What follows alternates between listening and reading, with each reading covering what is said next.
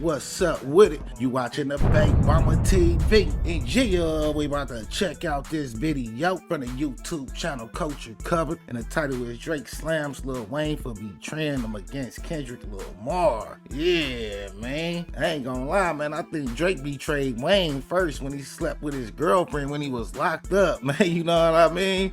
Yeah, man. I know Wayne was in his feelings about that situation. Man, he even dissed Drake with a diss that went over a lot of people's heads. Man, I don't think Wayne been feeling Drake for a minute, man. And yeah, man, he started getting weird with Nicki too, so I don't think Nicki Minaj really messed with Drake like that either. I think the only person that was trying to really just like bring them together and keep them together was like Birdman, you know what I mean? Yeah, man, I don't know, man. I don't think Wayne really been rocking with Drake like that, to be honest with you, man. Then that clip did come out with Wayne rocking the Not Like Us. Yeah, man, I don't think Young Money is tight like they once was. But yeah, man, I haven't checked out the video. Don't completely know what they talking about. But let's check it out and see what they talking about.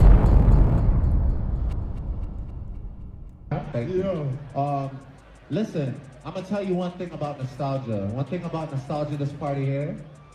My real friends are definitely in the building.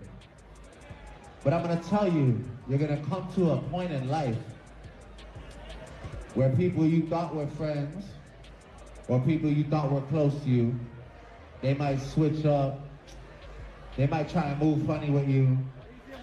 They might stab you in the back. They might do a lot of things to you. Oh my God, neighbors. Y'all gotta get in here and check this out. Lil Wayne just had a show out in Vegas, and during his set, his DJ mixed in Kendrick Lamar's Not Like Us. Now, while he made some lyrical changes to the song, I think They Don't Like Us, They Don't Like Us. Blame it on my loyalty. That's what it all is right there. And that comes from me being me. The only people you could say I looked up to was Baby and Slim. I guess I saw how they stay loyal to each other. It's really starting to look like everyone from Drake's old crew was turning their backs on him, and that includes his longtime friend and collaborator Lil Wayne. And let's just say Drizzy is not happy about it. Fans have been speculating for a minute now that there might be some tension between Wayne and Drake, and the rumors kicked off back in July when Wayne made a comment about Glorilla being the only rapper who approached him at Michael Rubin's 4th of July all-white party. And this definitely raised some eyebrows because Drake was right there at that same party. And then just a few days later, things got even weirder when a video surfaced of Wayne vibing to Kendrick's diss track Not Like Us. And from that moment on, fans started questioning what's really good between Drake and Wayne. And now insiders are spilling that Drake has been cutting off the whole industry, including Wayne, because he feels Wayne didn't have his back during his beef with Kendrick. Apparently, Drake expected Weezy to publicly support him, especially when Kendrick called him a PDF file, and he's salty that it never happened. But here's the thing. Fans are saying Drake is delusional for expecting Wayne to defend him when he's never shown that same loyalty to him. Let's not forget that time Drake hooked up with Wayne's girl while he was locked up. So where does that leave Weezy and Drizzy now? Is their brotherhood officially over? Let's get into it. You'll come to that realization. Wherever you're at in life, you've probably been there and you'll be there again. That's how life is. But look, sometimes it's you and you alone by yourself. Sometimes it's you alone with your thoughts. So you all know that Drake and Lil Wayne go way back. And in the early 2010s, they were running the game alongside Nicki as Young Money's dream team, dropping hit after hit. At its peak, Young Money was stacked with talent, both established stars and rising newcomers who had the industry in a chokehold. The label was supposed to be the future of hip-hop, but as we all know, things didn't go exactly as planned. Fast forward to today, and Young Money is basically a ghost town. Most of its biggest names branched out, starting their own labels or signed better deals where they wouldn't have to split the bag with Young Money and Cash Money. Now, what made Young Money special was its focus on young, hungry artists who had the talent and drive to take over. Lil Wayne was at the top of his game, and just being associated with him was enough to put any new artist on the map. For a lot of folks, especially down south, Lil Wayne was their Jay-Z, the undisputed GOAT of his era. With that kind of influence and star power, he built a squad of young artists that, if they had stuck together, could have gone down as the greatest label crew ever. And then there was Drake. From the jump, it was clear he was different. His ability to rap and sing made him stand out, pulling in a massive female fan base while still appealing to the backpack rap crowd that was popping back then. And his presence alone took Young Money to another level, making the label even more dominant. At that time, Drake and Wayne were inseparable. Drake never missed a chance to give Weezy his flowers, constantly calling him the GOAT and crediting him for his success.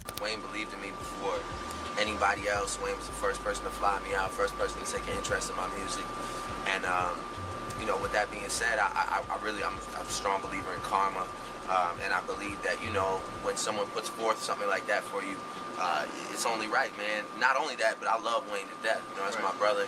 I love Baby. I love Slim. So, I mean, it just felt right. I figured, like, man, let's do it. You know, Wayne was so passionate about this Young Money thing. He wanted to get Young Money off the ground and prove to people that, you know, not only is he a phenomenal artist himself, but he has an eye and ear for what's next. And I was like, man, you know, I'd be honored to do it with you. So. But everything. Yeah, man, I ain't gonna lie. I think if Wayne didn't stamp Drake, man, Drake wouldn't have got far as he did, man, for real. Cause Drake definitely was like a proper ass rapper. Lil Wayne kind of made us see past the properness and shit like that. You know what I'm saying, man? The way Drake speaking shit, man, it ain't nothing wrong with speaking proper, but that shit ain't relatable in the hood though. You know what I'm saying? And he was so proper though. I think if he tried to come up by himself and shit, he probably wouldn't have got far as he did for real though. I think Lil Wayne helped his career a lot. Shifted in March 2010 when Wayne got hit with a charge and had to do a year at Rikers. That's when the Young Money dynasty started to lose momentum. Weezy ended up serving 8 months, but here's where it gets messy. Word on the street is that while Wayne was locked up, Drake smashed his girl, Tammy Torres. By 2015, TMZ reported that Wayne was still heated about it. So much so that he was allegedly ready to throw hands over the betrayal. And apparently, Wayne put all of this drama in a book proposal he sent out to publishers. According to TMZ, Wayne claimed that while he was locked up, Drake pulled up to visit him and dropped a bomb, admitting he had already smashed Tammy and basically telling Wayne to fall back. Wayne wrote in his book, "This is the type of ish that a man never wants to find out when he's locked up." Or maybe so, because only God knows what I would have done if I wasn't locked up right now. Finding out that she messed with Drake was the absolute worst thing I could ever found out. But Wayne later downplayed the whole situation in an interview with Hip Hollywood, saying he wasn't holding any grudges against Drake. In the book, there's that part in the book where you say that he came in and told you that he had smashed one of your girls. Oh, when he wrapped up.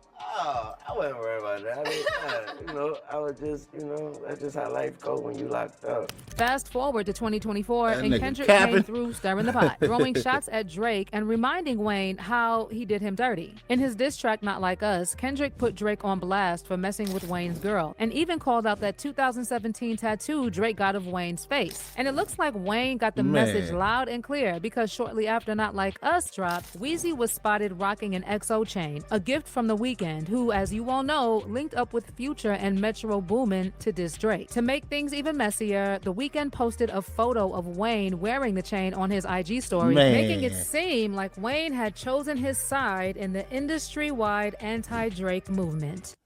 Yeah, man, I ain't gonna lie, man. With them chains, Wayne vibing and Not Like Us, kind of not hard to see. Wayne ain't messing with Drake like that. Like I was saying, man, without Wayne stamping Drake, man, Drake probably wouldn't even made it far as he did, man, for real. So to backdoor Wayne like that, man, he was a cold dude, man. That's cold, man. That ain't no loyalty at all. If you owe somebody loyalty, it'll be somebody that put you on, for real, though. So character-wise, man, that boy Drake flawed, man, for sure. But that's not all. Last July, Wayne's own DJ played Not Like Us at one of his shows in Tacoma. Damn. Yeah, it's probably up with these dudes. But Wayne's team later told Rolling Stone that the whole thing was being blown out of proportion. They claimed Wayne wasn't dissing Drake and pointed out that in the viral video, Wayne actually held up his OVO sound chain while rapping "They Don't Like Us," making it seem like he was showing love, not shade. But fast forward to now, and it's still unclear where Drake and Wayne stand with each other. And just recently, Drake added fuel to the fire at a party in Toronto's Rebel nightclub, where a video surfaced of him calling out fake friends. He talked about betrayal and getting stabbed in the back by people he once considered real ones. And in true Drake dramatic fashion, he cut his speech short to play Beyonce's Me, Myself, and I. Thank you. Listen, I'm gonna tell you one thing about nostalgia. One thing about nostalgia, this party here. My real friends are definitely in the building. But I'm gonna tell you, you're gonna come to a point in life where people you thought were friends, or people you thought were close to you, they might switch up. They might try and move funny with you. They might stab you in the back. They might do a lot of things to you. You'll come to that realization. Wherever you're at in life, you've probably been there and you'll be there again. That's how life is. But look, sometimes it's you and you alone by yourself. Sometimes it's you alone with your thoughts. Sometimes, you know what? Oh, play this song, don't you?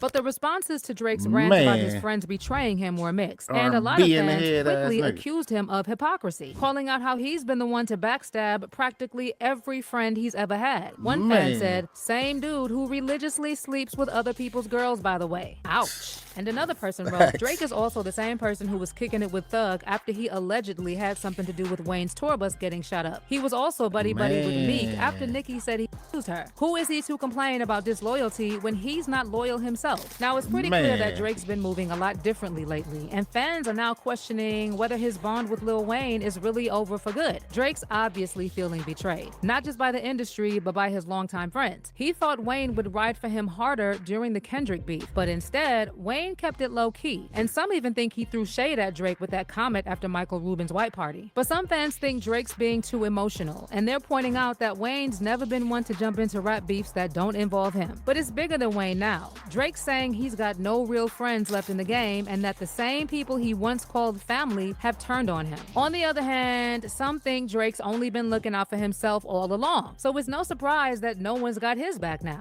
Well, what's your take on this? Is Drake just playing the victim, or does he have a real reason to feel betrayed?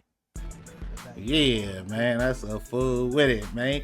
Yeah, Drake definitely trying to play the victim, man, but he really the one that was disloyal first, you know what I'm saying? What's up with you sleeping with Wayne girl, though, man? For real, out of anybody girl you could have slept with, you slept with the wrong person girl, man, for real. Because like I was saying, man, I don't think Drake would have got far as he did without Wayne's stamp. Just for the simple fact he like hella proper and shit, you know what I'm saying? He wouldn't have got high as he did, for sure. And yeah, man, far as Nicki too, man, that boy messed with a couple of her ops too, man, for real, more than one. So he been violating for a minute, man, you know what I'm saying? I think this really karma and really payback too, man, for real. Then all the stories of him being cool with rappers and then messing with their girls and all that shit, you know what I'm saying?